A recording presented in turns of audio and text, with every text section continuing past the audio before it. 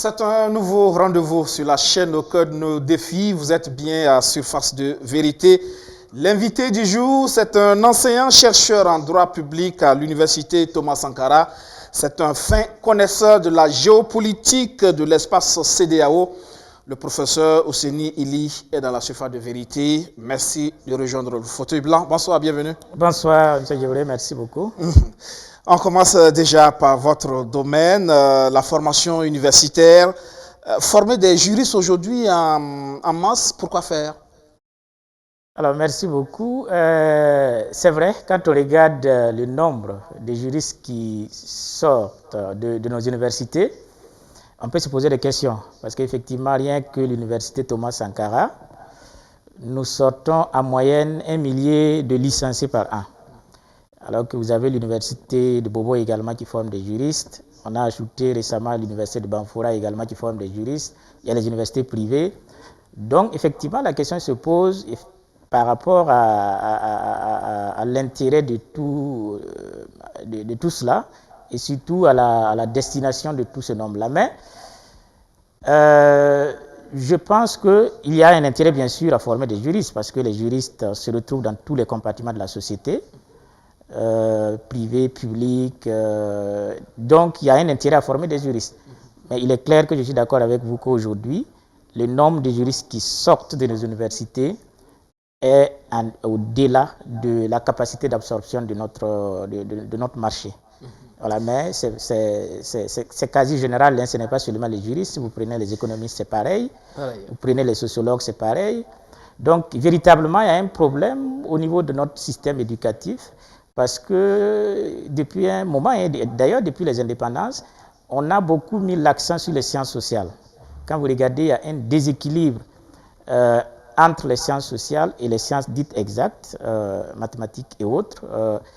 Donc, je pense qu'il va falloir, à un moment donné, inverser la tendance, rééquilibrer les choses pour permettre à chacun de pouvoir s'insérer dans la société. C'est cette réflexion donc qui doit être menée. Récemment, il y a eu ces assises nationales de l'éducation, mais pour l'enseignement supérieur spécifiquement, que faut-il réformer dans nos universités?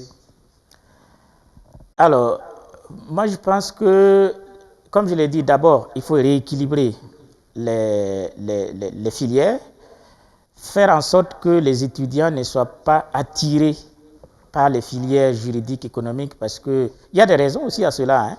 Parce que quand vous regardez dans nos pays, la plupart des gens qui sortent de ces filières-là, quand ils trouvent de l'emploi, ça semble être les emplois les mieux rémunérés. Prenez les juristes, tout le monde connaît, les magistrats, les avocats et autres professionnels du droit qui semblent gagner bien leur vie, donc ça attire les jeunes. Quand vous prenez les professions économiques, c'est pareil, les banques et autres. Donc, alors que quand vous prenez de l'autre côté, les sciences exactes et autres, souvent, le plus souvent, ceux qui font mathématiques, sciences physiques et autres, la principale destination, c'est l'enseignement secondaire ou autre. Donc, il va falloir travailler à rendre les professions techniques, scientifiques aussi plus attrayantes et permettre aux étudiants, aux élèves d'aller vers ces filières-là. Et aussi renforcer, de mon point de vue, les formations de type ingénierat, parce que quand vous regardez dans nos universités, il y a très peu de formations, il y a très peu d'écoles d'ingénieurs. La plupart, c'est des universités généralisantes, donc des filières généralisantes.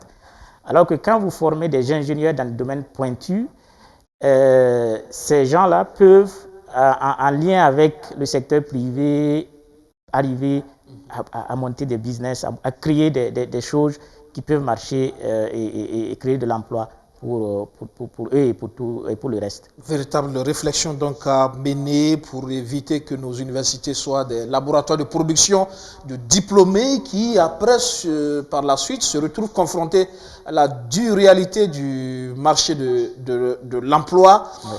Avec le danger qu'il y a derrière, qui est que ces jeunes-là ne deviennent les révoltés de demain et effectivement s'attaquent aussi au système de gouvernance et parfois contribuent aussi à renverser des régimes. C'est toute la réalité aujourd'hui aussi. Absolument, absolument. Et je pense qu'il y a aussi un problème chez nous. Il va falloir faire en sorte que, il faut tout le monde n'est pas destiné ou censé faire des études jusqu'au supérieur. Parce que le problème, c'est que notre système éducatif est fait de sorte que quand vous prenez quelqu'un qui quitte le primaire, le secondaire et vers le supérieur, au milieu, il n'y a pas tellement de moyens d'absorption. Parce que ça fait que tout le monde a envie d'aller faire des études supérieures à l'université. Pas de perspective intermédiaire. Pas de perspective intermédiaire. Alors que quand vous prenez même les pays développés, un pays comme la Suisse que je connais un peu, il y a seulement 10% des enfants qui vont au supérieur. 10%. 10%. Pour un pays très développé où tout le monde va à l'école. Il y a seulement 10% qui vont à l'université. Le reste, il y a des formations intermédiaires, des formations techniques et autres intermédiaires qui permettent de les retenir et de les insérer directement dans la société. Et c'est seulement un nombre limité qui va à l'université. Et c'est de là que sortent en général ceux qui vont diriger le pays, les grandes entreprises et autres. Donc, il y a ça. Sinon, effectivement, là où on est en train d'aller, effectivement, on est en train de former en masse des jeunes qui, finalement, se retrouvent sans perspective, mais qui sont diplômés et qui, en fin de compte, effectivement, risquent de poser des problèmes dans notre société. Et si vous ajoutez ce problème aujourd'hui au problème que connaissent nos universités publiques, qui fait que même pour avoir ces diplômes, qui ne donnent pas droit les années qui se chiffrent. Voilà. Donc déjà, vous avez des gens qui font 5 ans, 6 ans pour avoir la licence qui se fait en 3 ans. Donc tout cela ajoute à la frustration qu'en fin de compte également on n'a pas du boulot. Donc je pense que l'éducation, le système éducatif, l'éducation dans notre pays vraiment produit des bombes. Une bombe qui est déjà là. Une bombe qui est déjà là. Parce que quand vous regardez le taux d'insertion sur le marché, toutes filières confondues pratiquement, c'est très peu. Je n'ai pas d'études, mais quand je regarde en droit, je ne suis pas sûr que 5%, 10% maximum des étudiants qui sortent des universités trouvent de l'emploi. Sans oublier ce problème de l'efficacité, de l'accompagnement des projets de jeunes, ceux qui, déjà, les quelques rares qui ont fait les écoles de formation professionnelle, qui devraient pouvoir créer des emplois, faire dans l'auto-emploi, se retrouvent aussi avec un sérieux problème d'accompagnement, si bien que même là, ils ont du mal à s'insérer, à créer des entreprises viables qui tiennent dans la durée. Tout à fait, tout à fait. Quand vous regardez effectivement le taux de succès de ceux qui d'ailleurs qui ont la chance d'être accompagnés, parce qu'il faut avoir d'abord la chance d'être accompagnés, ils ne sont pas nombreux. Sur 1000, peut-être il y a 10, 20 qui vont être accompagnés. Et quand vous regardez à l'intérieur de cela, le taux de succès n'est pas élevé. Donc, est-ce que c'est lié à la qualité de l'accompagnement ou c'est lié à des problèmes structurels de notre économie ou à des problèmes des intéressés eux-mêmes?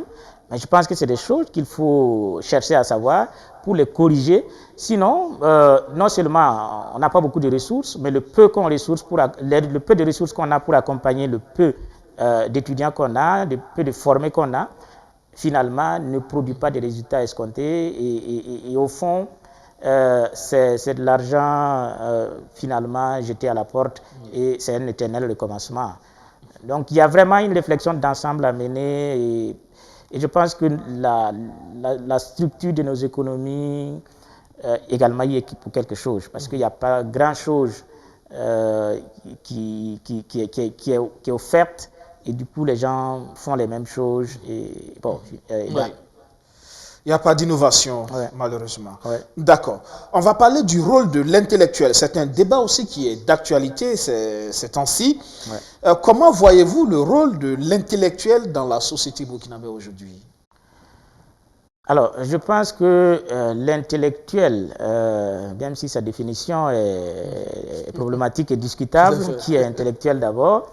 Est-ce que c'est les diplômés? Est-ce que c'est toute personne qui a des connaissances? Capable de produire de la réflexion. Voilà, mais en tout état de cause, quelle que soit la définition, je pense que l'intellectuel a sa place à apporter aussi bien dans la production des connaissances pour éclairer la société, parce que si vous prenez l'université, l'une de nos missions, c'est ça. Ce n'est pas seulement enseigner, C'est pour cela qu'on nous appelle enseignants-chercheurs, c'est-à-dire que non seulement on transmet les connaissances, mais également on doit produire de la connaissance qui doit servir à la société et servir aux dirigeants et au-delà de cela, participer au débat national, apporter sa contribution pour que les choses aillent à mieux. Donc je pense que l'intellectuel, c'est celui vraiment qui ne garde pas ses connaissances pour lui-même, mais qui les utilise pour le bien de la société. Parfois, on reproche là aussi à l'intellectuel burkinabé d'être un peu égoïste par rapport à ses connaissances qu'il ne partage pas toujours. Ouais. Est-ce que vous avez l'impression qu'aujourd'hui, c'est vrai que vous le faites déjà bien, ouais. Est-ce que vous pensez qu'une masse critique d'intellectuels burkinabés joue ce rôle-là, participer au débat national, justement pour éclairer l'opinion, éclairer les Burkinabés sur les choix de gouvernance, etc. Oui, je pense que de plus en plus, on remarque quand même des jeunes intellectuels qui produisent des connaissances, qui prennent des positions sur des questions sociétales importantes. Et c'est vrai, jusqu'à présent, ce n'est pas vraiment une masse critique par rapport au nombre d'intellectuels, mais je pense que de plus en plus quand même, on observe que le débat politique, le débat sociétal est souvent animé par des jeunes engagés. Et je pense que ce n'est pas totalement nouveau pour notre société. Même quand vous prenez les aînés, il y a eu des intellectuels qui ont beaucoup contribué à... Joseph Kizerbo, les Laurent Bado, il y en a plein d'autres qui ont, par leur réflexion, par leur engagement au niveau de la société, permis l'amélioration de certaines choses. Donc ce n'est pas nouveau, mais on a besoin de le renforcer. Je pense que vous, les médias, vous devrez nous aider, puisque pour pouvoir diffuser ces connaissances, on a besoin de canaux pour pouvoir les faire passer. Parce que sinon, on écrit. Si vous regardez, il y a beaucoup de revues à l'université dans lesquelles sont publiées souvent de très belles productions, mais la vulgarisation souvent manque. C'est vrai que c'est l'autre défi, justement. Il y a même une direction justement chargée de la diffusion des résultats de la recherche, malheureusement, qui semble n'avoir pas les ressources pour faire ce travail. Effectivement, aussi au niveau des médias, par moments aussi, les intellectuels, on les cherche pour venir sur nos plateaux pour éclairer l'opinion, mais on n'en trouve pas toujours. Ça aussi, c'est une réalité, malheureusement. C'est vrai. Il y en a comme vous autres qui acceptez de venir, mais ils ne sont pas tous prêts à venir sur les plateaux, défendre des positions, etc. C'est vrai aussi qu'on pense que beaucoup sont de gros bavards, mais qui échouent au pied du mur ou qui refusent justement de gérer par peur de l'échec. Vous avez parlé de Joseph Kizerbo, il y en a qui se sont engagés, qui ont franchi le pas, mais pour le gros lot, on pense que les intellectuels burkinabés, justement, ils critiquent, ils apportent la réflexion, ils critiquent, mais ils ont malheureusement vraiment peur de descendre dans l'arène. Oui, mais ça, c'est un débat qui est là. Est-ce que l'intellectuel doit aller en politique? Est-ce que l'intellectuel doit aller gérer la société? Parce que ça, c'est un débat qui est là, qui ne concerne pas seulement le Burkina Faso. Et quand vous prenez certains pays, vous avez des très grands intellectuels qui pensent que, bon, là où ils sont, ils doivent rester dans leur rôle de production. De production et d'éclairage de la société. Mais il n'appartient pas à eux d'aller prendre les rênes de la société, du pouvoir pour changer les choses. Donc, il y a un débat qui est là. Parce qu'il y a des gens qui sont formés pour gérer les questions administratives. Politique, tout le monde peut y aller. Mais quand vous prenez des questions administratives, il y a des gens qui sont formés à cela. Les écoles d'administration sont là pour produire des cadres, des gestionnaires, des managers. Donc, la question, c'est est-ce que c'est la place de l'intellectuel là-bas? Il peut arriver qu'on aille confronter nos idées à la pratique. Mais comme vous le savez, très souvent, la théorie et la pratique, c'est pas que les gens forcément n'ont pas envie de réussir, mais il peut arriver que ce que l'on préfère dans les amphis, dans les réalités. Parfois aussi, le système ne favorise pas justement. Exactement, oui, exactement. Ça aussi, c'est une question très, très, très claire. Le système, lorsque vous arrivez avec vos idées, on va dire, ok, bon, vous êtes idéaliste, et donc, les intérêts, les jeux d'intérêt vont faire que finalement, même si vous êtes de bonne foi, même si ce que vous proposez peut amener à faire avancer les choses, souvent il y a des intérêts qui font que finalement ça ne va pas de loin. Mais en tout cas, la question mérite d'être posée. Est-ce que les intellectuels doivent aller en politique ou doivent rester dans leur place pour pouvoir... Mais de mon point de vue, ce n'est pas interdit. L'intellectuel qui décide d'y aller il y va, mais qu'il cherche que... Tout en gardant sa probité et que son indépendance Et que quand ça ne va pas, il faut se retirer. Voilà, c'est ça. Très important, justement. On va parler de la situation sociopolitique de notre pays, le Burkina Faso, avec l'avènement du MPSR au pouvoir. En tant qu'intellectuel, juriste, est-ce que vous condamnez ce coup d'État? Alors, la question est un peu piégée, ce coup d'État. En tout cas, dans le principe, je pense que tout démocrate, et je pense que tous les Burkinabés sont démocrates, je pense que dans le principe, on est tous unanimes que le coup d'État ne saurait être un moyen indiqué d'accession au pouvoir. Donc ça, c'est le principe. Parce que vous savez que le coup d'État, si on s'inscrit dans cette logique, c'est la loi du plus fort, et on ne sait jamais qui est le plus fort pour pouvoir rester aussi longtemps. Donc c'est l'incertitude, c'est la violence. Donc par principe, le coup d'État, pour moi, n'est pas un moyen privilégié d'accession au pouvoir. Mais maintenant, vous parlez de ce coup d'État. Alors là... vous le comprenez peut-être? Oui, naturellement, parce que quand vous regardez les raisons qui sont invoquées, ce sont des raisons objectives. Et quand vous regardez la situation du pays, on était dans une sorte d'impasse. Le régime en place et son premier responsable, le chef de l'État, était plus ou moins, en tout cas, à court d'idées, si je peux le dire ainsi, parce que on ne voyait plus de perspective. Et dans un tel scénario, s'il n'y a plus de perspective, parce qu'on a tout essayé, on a changé les chefs d'état-major, on a changé les premiers ministres, on a changé de gouvernement, la situation continue de se dégrader. Donc, peut-être que ceux qui sont sur le terrain se sont dit, et qui ont les moyens ont dit que, peut-être en changeant le leadership fondamental, peut-être que ça permettrait de donner une impulsion nouvelle et qui permettrait de changer le cours des événements sur le terrain. Donc, de ce point de vue, on peut comprendre ce coup d'État, parce que lorsqu'il n'y a pas de perspective, lorsqu'on est vraiment lorsque tout est bouché, à un moment donné, il faut trouver... Pas d'horizon. Il n'y a pas d'horizon. Donc, de ce point de vue, on peut comprendre et espérer justement que ça va changer fondamentalement les choses sur le terrain. L'espoir, c'est ce qui anime d'ailleurs justement les Burkinabés aujourd'hui. Mais il n'y a que les coups d'État, comme vous l'avez dit, par principe, sont condamnables. Et donc, on est aussi dans un espace sous-régional où difficilement une institution comme la CEDEAO ne l'admet pas. Mais déjà, ces coups d'État applaudis par des peuples dans des États de droit, on s'interroge quand même en tant qu'intellectuel.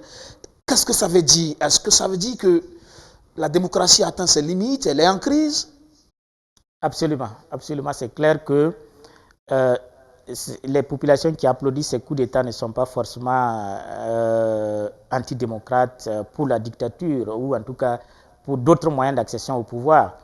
Mais effectivement, quand vous regardez les démocraties qui nous sont servies, il est clair qu'à un moment donné, on se pose des questions entre ces démocraties qui sont bancales et les coups d'État qui permettent souvent de régler les problèmes. Très vite, on peut être amené à applaudir le coup d'État parce que, regardez, nos démocraties, qu'est-ce qui se passe? Quand vous regardez nos démocraties, d'abord, en tant que moyen d'accession au pouvoir, sont dévoyés complètement. Parce que quand vous regardez les élections qui sont organisées au fond, ce n'est pas des élections en réalité, parce que la question de la corruption électorale, par exemple, qui complètement sape le processus d'accession au pouvoir qui est totalement corrompu, qui fait que si vous n'avez pas assez d'argent, quelles que soient vos compétences, quelle que soit la richesse de votre programme, vous ne pouvez jamais arriver au pouvoir. Et également, ce système d'argent fait qu'il est difficile de changer de leadership. C'est difficile, même si le leadership est médiocre, compte tenu du fait qu'il a de l'argent, il est difficile de le changer. Donc, la démocratie en tant que système d'accession au pouvoir chez nous, il est complètement dévoyé. Et ensuite, quand vous prenez son aspect gouvernance, là également, ça pose de sérieux problèmes parce que la démocratie chez nous rime au désordre, au laisser-aller. Et donc, finalement, la gouvernance va dans tous les sens. Et quand vous regardez chez nous ce qui s'est passé, la question de la corruption, ce n'est pas moi qui le dis, les rapports de l'ALC sont là. Donc, la corruption dans la gestion du pouvoir dérive les insuccès dans la gouvernance sécuritaire. Et donc, quand vous ajoutez ces éléments-là, à un moment donné, on est dépité vraiment de nos démocraties et on se pose la question, finalement, Est-ce qu'il faut dépenser des milliards pour organiser des élections, pour choisir souvent les moins bons d'entre nous pour nous gouverner? C'est tout le débat. Une démocratie qui, à la fin, nous amène vers des choix, justement, des hommes qui n'ont pas les compétences, justement, et la probité pour gérer nos États. Oui. L'argent, comme je vous l'ai dit, l'argent a tout dévoyé. Et comme chez nous, la corruption électorale est quelque chose qui est comme admise. En réalité, quand vous regardez, la corruption électorale, c'est comme si c'est devenu quelque chose de normal. Les élections de novembre passé, c'était au vu et au su de tout le monde. On distribuait l'argent. L'argent en lieu et place des programmes. Ouais, exactement. Donc, on distribue l'argent, les sacs de riz, les sacs de ciment, à ciel ouvert. Il n'y a personne pour condamner cela. C'est ça la réalité des démocraties africaines. Donc, et c'est un problème. Bien sûr, c'est un problème. Tant qu'on ne va pas régler ça, on ne pourra pas empêcher que des coups d'État soient applaudis. Parce que c'est ça au fond. Donc, si les voies d'accession au pouvoir sont bouchées pour les autres, et ceux qui prennent le pouvoir également gèrent ça pour eux, à un moment donné, les populations même qui vont appeler l'armée à la rescousse. C'est ça le fond du problème. La démocratie, ce n'est pas finalement une garantie de légitimité? En Afrique, en tout cas, pas du tout. En Afrique, pas du tout. Quand vous prenez le régime passé, si on était véritablement si on était dans une vraie démocratie, tout le monde sait que le mandat passé du président n'a pas eu de succès. Les 5 ans passés, la situation sécuritaire n'a fait que se dégrader. La question de corruption n'a pas été réglée. Mais voilà, il a été élu au premier tour. Donc, est-ce que c'est sur la base, est-ce que si vraiment on devait juger, le juger sur la base de ces résultats, dans un pays démocratique réel, il n'allait pas passer. On a vu ailleurs, en Occident, pour des gens qui n'ont pas eu un bilan aussi catastrophique, ont été éliminés dès le premier tour. Vous parlez du président Roch Kaboré, mais il y en a qui vous disent à l'époque, si ce n'est pas lui, ça peut être qui? Comme s'il n'y a pas d'alternative. Est-ce qu'il n'y a pas aussi une crise de confiance vis-à-vis de la classe politique de façon générale aussi? Ça, c'est clair. C'est clair qu'il y a une crise. Mais c'est les politiciens, entre guillemets, on peut les appeler ainsi, qui ont travaillé à cela. Puisque, comme je l'ai dit, on a dévoyé la politique. Quand vous regardez les opposants qui retournent la veste du jour au lendemain, et donc, les populations, à un moment donné, au regard du comportement des hommes politiques, aussi bien ceux du pouvoir que de l'opposition, sont arrivés à un moment à dire qu'ils sont tous pareils. Donc, ils sont tous pareils et les populations sont arrivées, et c'est ça qui est très grave dans notre contexte à l'heure actuelle, les populations sont arrivées à un moment où, ne croyant plus aux politiques, ne croyant plus à la démocratie, ils préfèrent vendre leur voix. En réalité, c'est ça aujourd'hui. Dommage. C'est dommage, oui, les gens vendent leur voix au plus offrant. Et ils ont, en toute responsabilité, pendant la campagne, vous regardez ça, hein, les gens ils prennent l'argent de tout le monde, et en général, c'est au plus offrant qu'ils vont aller donner leur voix. C'est devenu un gros marché, bien sûr, commerce. Oui, une démocratie achetée en réalité. Et donc, si les dirigeants achètent leur mandat, mais la conséquence, c'est qu'ils n'ont pas de compte à rendre à quelqu'un, puisqu'ils ont acheté. Vous leur avez vendu votre voix, il a acheté, il a son mandat, il attend 5 ans encore pour venir vous payer et puis prendre sa voix. Donc, au fond, on est dans un cercle vicieux et c'est ça qui fait qu'aujourd'hui, les coups d'État sont en train de revenir parce que, voilà, le système est bloqué. Ça revient. Ouais. Mali, Guinée, Burkina Faso et récemment, une tentative en Guinée-Bissau notamment. Ouais. Là, c'est devenu la mode, les coups d'État. Ouais. Oui, absolument, c'est devenu la mode. Mais c'est comme on l'a dit, quand vous regardez ces situations, les 3 situations, c'est vrai qu'en Guinée-Bissau, ça n'a pas abouti. Et puis la Guinée-Bissau, c'est un cas particulier. Mais quand vous regardez les coups d'État dans les 3 pays, c'est directement lié à des problèmes démocratiques, des problèmes de démocratie, des problèmes de gouvernance. On prenait le cas de la Guinée, les tripatouillages constitutionnels. Ça, c'est un intellectuel, hein, voilà. Bon, disons, un universitaire en tout cas. Un universitaire, un opposant qui a fait 40 ans d'opposition et qui finalement il change tout, en tout cas il se révèle. Bon, peut-être qu'il n'était pas ce qu'on croyait qu'il était. Donc la Guinée, problème, il a bouché les voies d'accession au pouvoir, donc à un moment donné il faut les mettre de côté, c'est comme ça, c'est pour ça que le coup d'État a été applaudi là-bas. Quand vous prenez le Mali, le Burkina, plus ou moins la même situation, ceux qui sont au pouvoir, qui ont fait tout pour y être, n'arrivent pas à gérer. hein, notamment la situation sécuritaire. Donc, à un moment donné, les militaires se sont dit que il faut les mettre de côté et puis prendre les choses en main. Donc, toutes ces situations-là sont liées à l'échec d'une manière ou d'une autre de la démocratie. Et là, il faut repenser la démocratie de sorte à ce qu'elle génère justement des hommes capables par rapport à gérer nos États. Tout à fait. Et je pense que ça doit venir de l'élite d'abord. Ça doit venir de l'élite politique, dirigeante d'abord. Y compris, nous avons tous notre rôle à contribuer. Mais je pense que les hommes politiques en Afrique doivent se ressaisir et jouer vraiment le jeu de la démocratie. Arrêter de tricher avec les principes démocratiques. C'est ça le problème. Parce que c'est l'élite qui s'est mise dedans, qui s'est mise dans cette situation en voulant tricher avec les principes démocratiques, les raccourcis pour accéder au pouvoir. Une fois qu'on accède, on y accède, on ne veut plus quitter, même si on a un mandat catastrophique. Donc tant que les gens ne vont pas se ressaisir, et je pense que c'est là où les coups d'État peuvent être salvateurs, pour reprendre les mots du professeur Laurent Bado, parce que ça permet aux gens de comprendre que si on a la démocratie, il faut que tout le monde respecte les règles du jeu. Il faut bannir la corruption électorale, il faut mettre la transparence dans les élections. Lorsque vous accédez au pouvoir, il faut gouverner de manière vertueuse pour servir les intérêts des gens et non vous servir et servir vos amis. Et si vous avez des résultats, la population va vous reconduire. Et si on était dans un système qui fonctionnait correctement et qui avait des résultats, vous allez voir que ces coups d'État, la population allait s'opposer. Ça, c'est clair. D'accord. Alors, des sanctions pour le Mali dans le cadre de la CEDEAO, pas de sanctions pour le Burkina pour l'instant. L'impression finalement que la CEDEAO veut ménager le Burkina Faso. Oui, effectivement, quand on regarde, pour l'instant, on s'en sort assez bien, parce qu'en dehors de la suspension, il n'y a aucune autre sanction qui a été prise contre nous. Alors que quand vous regardez la Guinée, le Mali, dès les premiers moments du coup d'État, il y a eu des sanctions ciblées, y compris des gels d'avoir sur les militaires. Nous, pour l'instant, on n'a pas encore eu cela.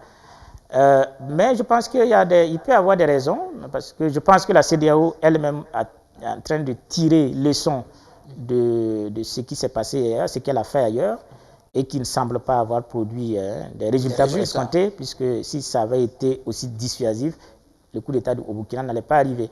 Et prenant en compte également la situation particulière de notre pays, même si le Mali est dans la même situation, des sanctions, naturellement, ne vont pas aider le pays puisqu'on était déjà au bord du gouffre. Et donc, en sanctionnant, on risque de pousser le pays dans le fond. Et donc, je pense que c'est tout cela, tirant leçon de sa propre expérience, prenant en compte le contexte particulier du pays, que pour l'instant, on essaie de nous aménager, mais il peut y avoir aussi d'autres explications géopolitiques à l'intérieur de tout ça. Hein. Ça, c'est clair. C'est possible. Oui, oui. Justement, est-ce que quelque part aussi, quand on prend cet espace CEDEAO, on sait, c'est vrai pour le cas du Mali, on a vu la main invisible de la France. Ouais. Est-ce que ce n'est pas peut-être si pour le Burkina on est un peu conciliant, est-ce que quelque part aussi on n'a pas de parrain ou peut-être que notre coup d'État a été validé? Oui, il est clair que, comme je le disais, il y a des explications. À Paris ou par d'autres puissants de l'espace CEDEAO, d'autres États, je veux dire. Oui, absolument. Quand vous regardez, ça c'est un secret de polichinelle. Vous savez qu'un pays comme la Côte d'Ivoire qui a joué un rôle majeur dans les sanctions contre le Mali, hein, dans la sous-région, naturellement, ce pays-là, en tout cas les dirigeants actuels, n'étaient pas vraiment... pas forcément le parfait amour. Avec les autorités passées. Donc, que ces autorités partent, bon, même s'ils n'y ont pas contribué, ils ne vont pas quand même pleurer pour cela.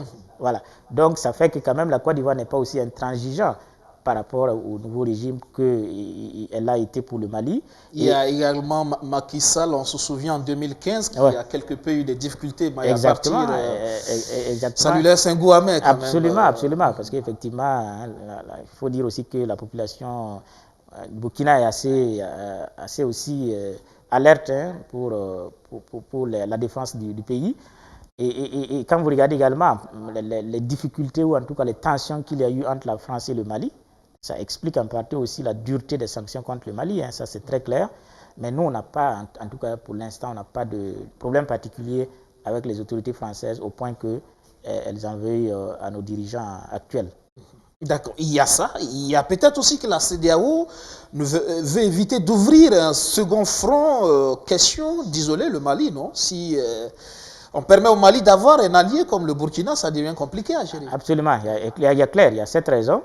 Il y a cette raison, effectivement, de ne pas rajouter un autre État et un autre peuple, parce qu'au-delà des États, la question maintenant, ce sont des coups d'État qui ont été applaudis, et particulièrement celui du Burkina, soutenu par les populations. Donc, au risque d'ajouter un autre État et son peuple sur la CEDEAO, et je pense que tout cela a amené à aménager le Burkina. Mais pour l'instant, quand vous lisez le communiqué de la CEDEAO, je pense que il y a quand même, c'est pas encore fini. Donc, c'est sous réserve. Sous réserve, justement. Ouais. Mais qu'est-ce qui finalement ne va pas dans l'approche CEDEAO? Non, je pense que le problème de la CEDEAO, c'est que pendant un bon bout de temps, elle a fermé les yeux sur les questions de démocratie et de gouvernance. Je vous ai parlé des questions de tripatouillage constitutionnel ici. On a très peu entendu la CEDEAO sur ces questions. Les questions de gouvernance qui font partie de son mandat également n'ont pas véritablement été prises à cœur par cette organisation. Et la question de sécurité qui fait également partie de son mandat, la question du terrorisme. On n'a pas vu la CEDEAO sur ces questions. Et finalement, elle se focalise sur les conséquences qui sont les prises de pouvoir par les coups d'État. Et donc, je pense que les dirigeants de la CEDEAO commencent à comprendre qu'eux-mêmes, ils sont d'une manière ou d'une autre partie du problème, lié au fait qu'ils n'ont pas assisté ces États-là, notamment sur la question sécuritaire qui a dégénéré, qui finalement justifie les coups d'État. Donc, l'un dans l'autre, la CEDEAO se sent de plus en plus gênée, et c'est ce qui fait qu'elle est hésitante. Et si c'est la question des coups d'État, comme les raisons sont objectives, quelles que soient les sanctions, ça va être très difficile de dissuader les soldats. Vous prenez le cas du Burkina, je pense qu'à un moment donné, les gens se sont dit, quel que soit le prix qu'on va payer, au regard de la communauté internationale, il faut que nous prenions la responsabilité. Parce que nous ne pouvons pas laisser cette situation continuer comme ça. Donc quand c'est comme ça, quelles que soient les sanctions que vous allez supporter, les gens vont prendre leurs responsabilités. Et aujourd'hui, la CEDEAO, quelque peu à la croisée des chemins, quelle réforme pour redorer le blason de l'institution sous-régionale? Parce que, qu'on le veuille ou pas, institutionnellement, la CEDEAO a son rôle à jouer justement dans l'équilibre, justement la paix et la stabilité dans la sous-région. Absolument, la CEDEAO, effectivement, on oublie souvent cet aspect. Aujourd'hui, ces questions-là éclipsent le fait que c'est une organisation qui a sa place, qui a des acquis assez importants. Quand vous prenez aujourd'hui la libre circulation des personnes, même s'il y a des tracasseries, mais il est clair que quand vous voyagez à l'intérieur de la CEDEAO, vous n'avez pas besoin de prendre un visa. Et les marchandises, c'est plus ou moins pareil. Donc, il y a des acquis et c'est une organisation qui a pleinement son rôle. Donc, il faut travailler à la préserver. Mais maintenant, effectivement, il faut des réformes. Et parmi ces réformes, il faut que l'institution prenne à bras le corps les questions de transparence électorale, les questions de gouvernance, y compris les questions de corruption, mais également essayer de mutualiser, de trouver un moyen pour créer plus de solidarité entre les États lorsque ces États ont les problèmes. Parce que c'est ça aujourd'hui qui manque. Quand vous regardez la question du terrorisme, qui a commencé au Nigeria, ensuite au Mali, au Niger, au Mali et au Burkina, on n'a pas vu l'institution mobiliser vraiment des moyens financiers ou militaires pour venir en aide à ces États. L'anticipation dans la solidarité. C'est ça. Alors que le fondement de l'intégration régionale, d'abord, c'est la solidarité. Quand vous regardez en Europe, ce qui se passe, l'intégration, c'est la solidarité. Les pays viennent en aide. La solidarité, non seulement sur les questions économiques, vous avez en Europe ce qu'on appelle les aides aux régions défavorisées. Donc, c'est l'Union européenne qui finance les pays qui n'ont pas assez de moyens pour les permettre d'atteindre le même niveau que les autres. Donc, cette question de solidarité économique, mais également sécuritaire, si ce n'est pas fait, les populations, à un moment donné, auront l'impression que finalement, c'est, comme on le dit, un syndicat de chefs d'État qui se retrouvent, qui essaient de se protéger leur pouvoir et que les questions qui intéressent la vie quotidienne des populations ne sont pas prises en compte. Et c'est ce qu'on observe aujourd'hui, cette crise de légitimité de l'institution qui fait que les populations veulent tout rejeter, alors que, comme on l'a dit, l'institution a sa place et a eu des acquis. Est-ce que finalement ce n'est pas le mode opératoire de cette institution, c'est-à-dire les manettes de la gouvernance? On parle des États individuellement, il y a des problèmes de gouvernance, les chefs d'État ne sont pas des modèles, mais on se retrouve au niveau de la CEDEAO, on a l'impression que c'est les mêmes qui se retrouvent encore à guider cette gouvernance et qui ont encore les manettes, parce qu'on sait aussi comment l'institution, dans son organisation, les ressources humaines, comment c'est constitué. Donc ils ont encore du pouvoir d'action à ce niveau, si bien justement que c'est compliqué quand on n'est pas un exemple au plan national de l'être au niveau de l'institution. Absolument. Là, je pense que vous avez mis le doigt sur le problème. Au fond, c'est ça, puisque beaucoup de réformes, il y a eu des tentatives de réforme. Par exemple, sur les questions de troisième mandat, il y a eu un projet en 2015 pour dire que dans l'espace CEDEAO, aucun chef d'État ne peut faire plus de 2 mandats. Mais la réforme a été bloquée par 2 pays où justement les dirigeants ne sont pas favorables à ces questions-là. Donc, au fond, les décisions au niveau de la CEDEAO sont prises par les chefs d'État. Les réformes sont également décidées par eux, alors que beaucoup de ces chefs d'État-là ne sont pas, comme vous le dites, des exemples de démocrates dans leur pays, des exemples de bonne gouvernance dans leur pays. Et c'est pour ça que pour moi, effectivement, la solution doit d'abord être interne. Il faut travailler à asseoir la démocratie au niveau interne, parce que souvent, on a cette illusion-là de croire que c'est cette institution ou l'international qui va régler les questions de démocratie dans nos pays. Je pense que ça ne fonctionne pas comme ça n'a jamais fonctionné comme ça nulle part ailleurs. Les problèmes de politique sont des problèmes nationaux d'abord. Ils doivent être réglés au niveau national. Donc, il faut que les gens travaillent à ce qu'il y ait une culture démocratique au sein des États et que des leaders exemplaires émergent de ces processus démocratiques-là et au niveau régional, ça va naturellement renforcer, mais ça ne va pas être créé au niveau régional. Parce que je dis ça cela comme quand le président de la commission, quelque part, arrive là grâce à un chef d'État. Après, est-ce qu'il a toute la liberté justement d'agir contre justement des situations de mauvaise gouvernance dérive de la démocratie dans un État? Oui, non seulement il n'a pas il n'a pas toutes les manettes pour tout le courage pour le faire, parce que justement il a été mis là par des chefs d'État, mais également quand vous regardez par rapport au texte, il n'a en réalité aucun pouvoir. C'est ça, quand vous regardez dans les textes de la CEDEAO, le président de la commission ne peut pas prendre des sanctions contre des États. Les sanctions sont exclusivement prises par la conférence des chefs d'État. Ça, c'est un problème. Oui. Alors, mais est-ce qu'il faut conférer un pouvoir de sanction au président de la commission? Je doute fort que ça puisse marcher ainsi. Oui, parce que, en fin de compte, qui fait appliquer la sanction si le pays en tout cas vers qui on veut prendre ces sanctions se rebelle puisqu'il faut toujours les États. Parce que quand vous prenez l'exemple de la fermeture des frontières, les sanctions commerciales, si les chefs d'État ne décident pas au niveau interne, si le président ne prend pas les mesures, le président de la commission peut prendre sa décision, mais il ne peut pas être concrète sur le terrain. Du coup, il y a un problème à tous les niveaux. Si effectivement le président de la commission et ses collaborateurs ne peuvent pas décider de sanctions qui s'imposent aux États et qui les contraint avec de la coercition, les chefs d'État eux-mêmes qui doivent prendre des décisions contre des collègues, apparemment ça semble compliqué parce qu'on se dit un jour je pourrais me retrouver dans la même situation. Finalement, à quoi ça sert l'institution? Non, l'institution sert parce que je pense que c'est progressivement qu'on va aller. Et comme je l'ai dit, la question d'abord elle est nationale. Une fois que les démocraties vont s'installer au niveau national, on va aller. Quand vous regardez la CEDEAO, elle vient de loin d'abord, déjà, parce que le protocole sur la démocratie et la bonne gouvernance qui interdit les coups d'État ne date que de 2001.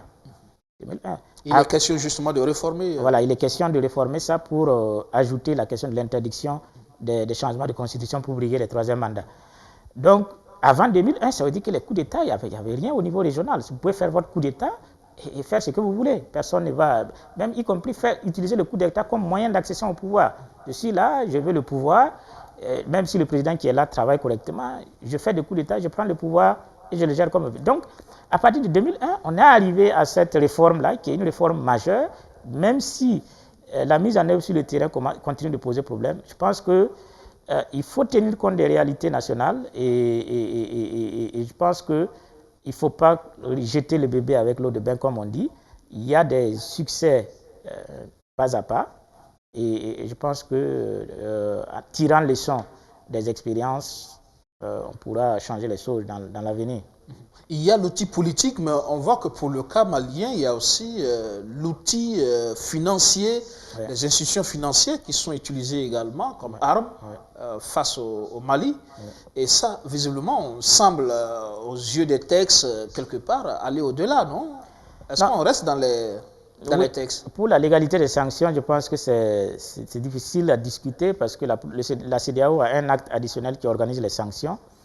Et dans cet acte additionnel, il est prévu également la possibilité de geler les avoirs des États, y compris prendre des sanctions financières, des sanctions commerciales.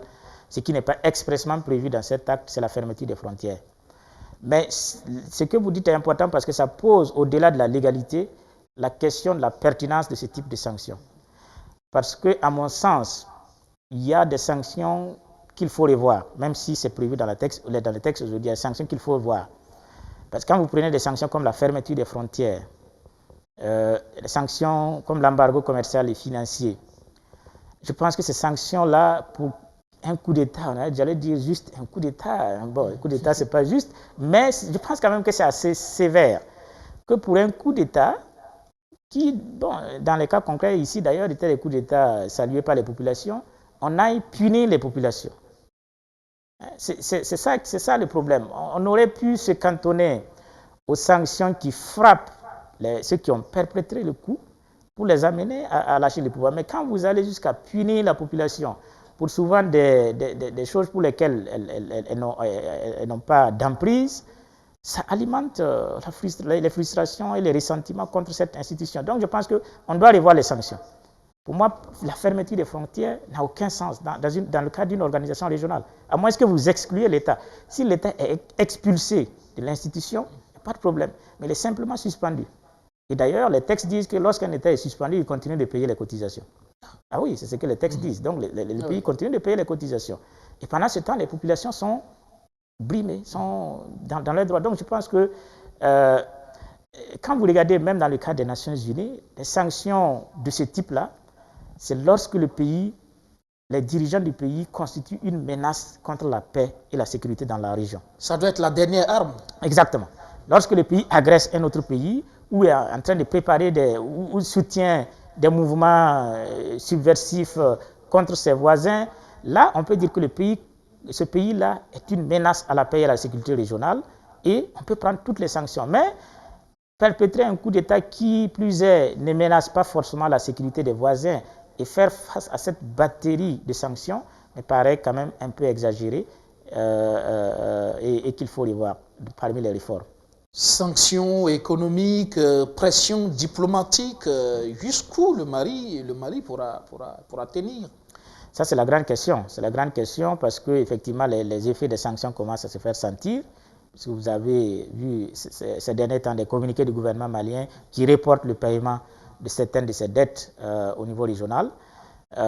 Il est clair aussi qu'à un moment donné, ça va impacter les finances de l'État et ça va se répercuter sur les travailleurs, notamment publics. Donc, il est clair que si ça reste en l'État, à un moment donné, ça va être compliqué. Mais je pense que dans les deux camps, les gens vont mettre de l'eau dans leur vin, comme on le dit. Parce que déjà, on a vu que le président de la Commission de l'Union africaine a demandé à la CEDEAO de revoir les sanctions. Et bon, donc tout dépend de l'état de disposition et des nouvelles propositions que les militaires au pouvoir vont faire. Et je pense que la CEDEAO, dans le dernier communiqué, s'est dit disposée à revoir les sanctions de manière progressive. Et parallèlement, la France qui fait de l'activisme diplomatique assez poussé, à la limite, qui se dévoile. Oui, en fait, c'est ça le vrai problème dans cette question. Mais comme vous le savez, ces grandes puissances-là ont des zones d'influence. Et pour la France, l'Afrique de l'Ouest francophone, c'est sa zone d'excellence par influence, sa zone d'excellence d'influence. Et vous avez vu que les autorités maliennes, les autorités actuelles maliennes, depuis qu'ils sont arrivés au pouvoir, étaient en train de changer de partenaire, à regarder ailleurs, notamment vers la Russie. Et ça a beaucoup irrité les autorités françaises. Et c'est tout cela qui les a mis en branle et que finalement, leur objectif, c'est de faire partir ces autorités le plus tôt possible et avoir des autorités beaucoup plus accommodantes. Voilà. Mais je pense que chacun, les gens doivent un peu jouer bas la terre, comme je dis, parce que le Mali aussi a beaucoup d'intérêt avec la France, contrairement à ce que l'on pense. Les Français, naturellement, ont des intérêts, mais donc il faut que les deux pays sachent raison garder pour... Bien sûr, il est clair qu'on a besoin d'une relation avec la France beaucoup plus décomplexée, beaucoup plus gagnant-gagnant, comme on dit, parce qu'effectivement, quand on regarde nos relations avec la France, il y a beaucoup de paternalisme, au-delà du fait que souvent on dit qu'on n'a pas d'intérêt concret, il y a cette façon des autorités françaises de considérer nos autorités doit également évoluer. Oui. On a vu justement ce passe-d'âme entre les deux chefs de la diplomatie ces derniers temps. Ouais. Là, la France qui veut très rapidement qu'il y ait un retour à l'ordre constitutionnel normal. Visiblement, les Français se sentent à l'aise justement dans des régimes démocratiques. L'impression qu'on a finalement, c'est qu'on maîtrise mieux les autorités issues des urnes que les autorités issues des régimes d'exception. Absolument, absolument, parce que non seulement les militaires et les civils n'ont pas les mêmes méthodes de travail. Bon, c'est vrai que tous les militaires ne sont pas pareils. Il peut y avoir des militaires qui sont plus accommodants. Mais il est clair que le régime actuel en France, au Mali, aux yeux de Paris, n'est pas favorable, en tout cas à la politique française. Pas contrôlable. Voilà, pas contrôlable. Donc, il est clair que, est-ce que c'est lié à sa nature militaire? Parce que la France a adoubé des régimes militaires ailleurs. Hein. Prenez le cas du Tchad, c'est un militaire qui est là-bas, mais la France s'en accommode. Donc, ce n'est pas forcément le caractère militaire, mais c'est la nature, ou en tout cas les hommes en place qui peuvent poser problème souvent. Voilà. Nous sommes en fin d'émission. Professeur Ousseni Willy, merci d'être passé dans le fauteuil blanc ce soir. C'est un plaisir. Merci à vous de me recevoir. Je rappelle que vous êtes enseignant-chercheur en droit public à l'université Thomas Sankara. C'est la fin de ce numéro de Suffrage de vérité. Merci de l'avoir suivi. À la semaine prochaine avec un nouvel invité. Bonsoir chez vous.